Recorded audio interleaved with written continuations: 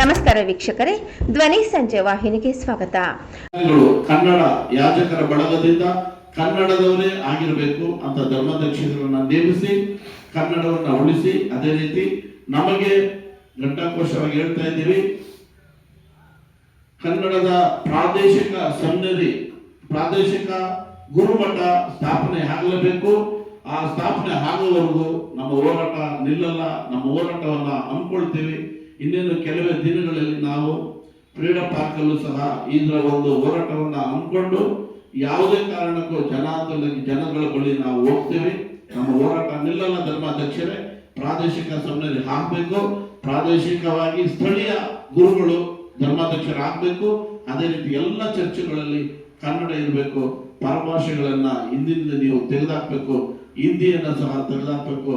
ಇದನ್ನ ನಮ್ಮ ಹೋರಾಟವನ್ನು ನಾವು ಮುಂದುವರಿಸ್ತೇವೆ. ಇಷ್ಟನ್ನ ನಾನು ಮಾತನಾಡಿ ನನ್ನ ಎರಡು ಮಾತನ್ನ ಮುಗಿಸ್ತೇನೆ. ನೋಡಿ, ಸೆಂಟ್ ಜಾನ್ಸ್ ಹಾಸ್ಪಿಟಲ್ ಇದೆ, ಅಲ್ಲಿ ಬರೀ ಮಲಯಾಳಿಗಳ ಪ್ರಾಬಲ್ಯ. ಸೆಂಟ್ ಜೋಸೆಫ್ ಇದು ಥರದ್ದೆಲ್ಲ ಇದೆ. CSI ಹಾಸ್ಪಿಟಲ್ ಬರೀ ತಮಿಳು ಉಂಟು. ಹೀಗೆ ಕನ್ನಡಿಗರು ಇದಕ್ಕೆ ಮೊದಲು ಕುವೆಂಪು ಚಿದಾನಂದ ಮೂರ್ತಿಯವರು ಹೋರಾಟದಲ್ಲಿ ಬಹಳ ಪ್ರಮುಖವಾದಂಥ ಪಾತ್ರ ವಹಿಸಿದ್ದಾರೆ. 3 ಜನದ ನಿಯೋಗ ಬರುತ್ತೆ 82ರಲ್ಲಿ. ಆಗ ಈ ಸಾರ್ವಜನಿಕರ ಪರವಾಗಿ ಹೋಗಿ 3 ಜನ ಮನವಿಯನ್ನು ಕೊಡ್ತಾರೆ. ಅದರಲ್ಲಿ doctor M Chidananda Murthy, doctor G Ramakrishna ಮತ್ತು ಸುಮತೀಂದ್ರ ನಾಡಿಗವರು. ಈ 3 ಜನನ ಅವ್ರು ಕೇಳ್ತಾರೆ, ನೀವು ಹೇಗೆ ಇದಕ್ಕೆ ಸಂಬಂಧಿಸಿದ್ದೀರ ಅಂತ. ಅವಾಗ ಹೇಳ್ತಾರೆ, ನಾವು ನೀವು ಇಡೀ ಇಲ್ಲಿ ನಡೀತಾ ಇರುವಂಥದ್ದು, ಇಲ್ಲಿಗೆ ನಿರಂತರವಾಗಿ ಸರ್ಕಾರ ಇದನ್ನು ಮಾಡ್ತಿದೆ. ಬೇರೆ ಭಾಷೆಯನ್ನು ಬರೀ ನಿಮ್ಮ ಪ್ರಾರ್ಥನೆ ಅನ್ನುವಂಥದ್ದು ಯಾವುದೋ ಒಂದು ಈಗ ಸಂಸ್ಕೃತ ನಡೆಯುತ್ತೆ, ಅದೇ ಥರದಲ್ಲಿ ಹೀಬ್ರೂನಲ್ಲೋ ಲ್ಯಾಟಿನಲ್ಲೋ ನಡೆದ್ರೆ ನಾವು ಬರ್ತಾ ಇರಲ್ಲ. ಇಲ್ಲಿ ತಮಿಳನ್ನು ನಡೀತಾ ಇದ್ದಿಲ್ಲ. ಅದ್ರ ಜೊತೆಗೆ ಈ ಒಂದು ಕ್ರೈಸ್ತರ ಇದರೊಳಗಡೆ ಹೇಳ್ಕೊಳ್ಳುವಂಥದ್ದಿದೆ, ತಪ್ಪೊಪ್ಪಿಗೆ.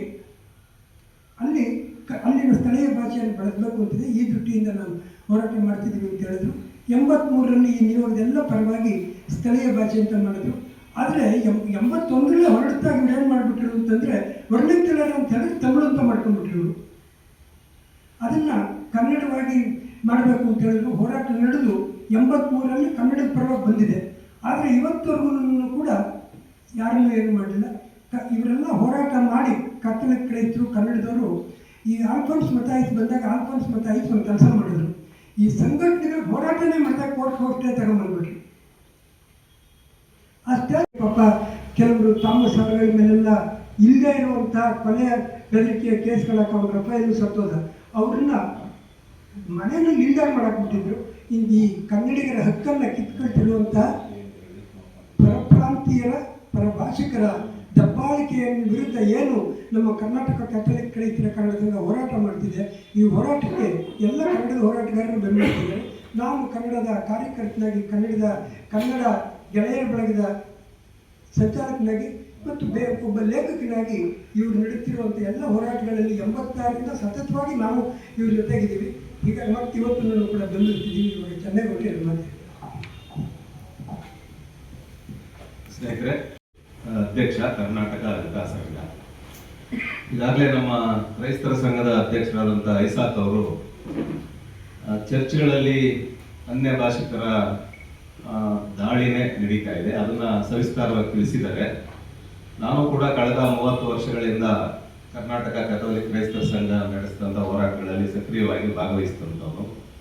ಸ್ಥಳೀಯ ಭಾಷೆಯಲ್ಲಿ ಪೂಜೆ ಆಗಬೇಕು ಅಂತ ಕೇಳದೆ ಹೊರತು ನಾವೇನು ಬೇರೆ ಏನನ್ನು ಕೇಳ್ತಾ ಇಲ್ಲ. ಅದನ್ನು ಕನ್ನಡ ನಾಡಿನಲ್ಲೇ ಇರ್ತಕ್ಕಂಥ ಕನ್ನಡದ ಮಕ್ಕಳಿಗೆ ಯೇಸುವಿನ ಸಂದೇಶವನ್ನು ಕನ್ನಡದಲ್ಲಿ ಬೋಧಿಸಲಿಕ್ಕೇನೆ ಹಿಂಜರಿತಾ ಇರೋದು ನಮ್ಮೆಲ್ಲರೂ ತುಂಬ ನೋವನ್ನು ತಂದಿದೆ. ಇಷ್ಟು ದೀರ್ಘಕಾಲದ ಹೋರಾಟ ಮಾಡಿದ್ರು ಪದೇ ಪದೇ ಈಗಾಗಲೇ ತಮಿಳಾಯಿತು, ಮಲಯಾಳಿ ಆಯಿತು, ಹಿಂದಿಗೆ ವಿಸ್ತರಿಸಿದ್ದಾರೆ ಇವರು ಪೂಜೆನ. ಇದಂತೂ ಅದು ಅಹಂಕಾರದ ವರ್ತನೆಯನ್ನು ತೋರಿಸ್ತದೆ ಮಹಾಧರ್ಮಾಧ್ಯಕ್ಷರ. ಇದನ್ನು ನಾವು ಯಾವ ಕಾರಣಕ್ಕೂ ಸಹಿಸಕ್ಕೆ ಸಾಧ್ಯ ಇಲ್ಲ. ಈಗಾಗಲೇ ಕ್ರೈಸ್ತರ ಸಂಘ ತೀವ್ರ ರೀತಿಯ ಆಂದೋಲನ ಮಾಡಲಿಕ್ಕೆ ಸಿದ್ಧತೆಯನ್ನು ಮಾಡ್ಕೊಂಡಿದೆ. ಈಗ ಒಂದು ಡಿಸೆಂಬರ್ 25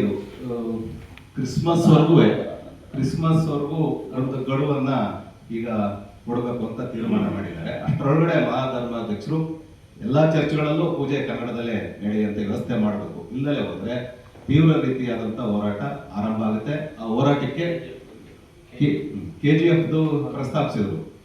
KGF ಅದು ಕರ್ನಾಟಕದಲ್ಲೇ ಇರೋದು, ಇನ್ನೂ ಹಲವಾರು ಜನಕ್ಕೆ ಅದು ತಮಿಳುನಾಡಲ್ಲೇ ಇದೆ ಅಂತ ಅನ್ಕೊಂಬಿಟ್ಟಿದ್ದಾರೆ. ದಯಮಾಡಿ KGF ಇರ್ತಕ್ಕಂಥ ಎಲ್ಲ ಚರ್ಚ್ಗಳನ್ನ ಕನ್ನಡೀಕರಣಗೊಳಿಸಬೇಕು. ಇಲ್ಲದೆ ಹೋದ್ರೆ ಒಂದು KGF